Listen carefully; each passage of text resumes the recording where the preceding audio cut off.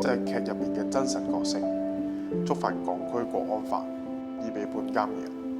去到後嚟判刑嘅一刻，我先識後悔，又覺得自己真係好蠢，為咗一剎那短暫嘅榮耀感，換嚟嘅係足足9年嘅監禁。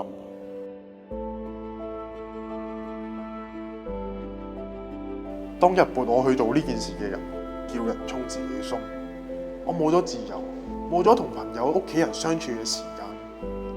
原來坐監真係唔係自己一個人嘅事，係會連累埋屋企人。我呢一次錯誤嘅決定，令到有心製造社會騷亂嘅人有機可乘。我想同大家講一聲對唔住。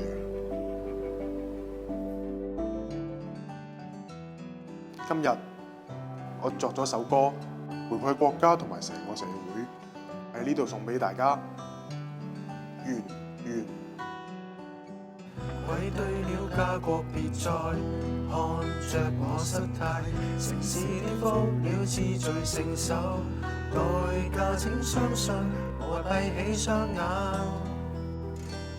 時間過去，回望痛楚，在苦海中認清真相，能再次活過，多得有家的眷顧。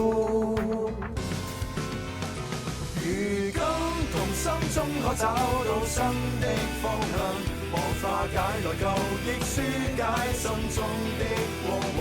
那故事何必當初，讓我歸於你的心裏，以真心解救成長的咒。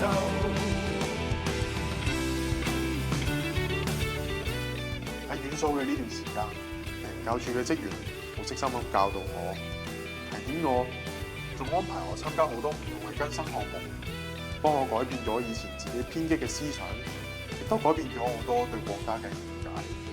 同心同根一起去守這家國，共你冰釋前嫌，亦決心再次出發。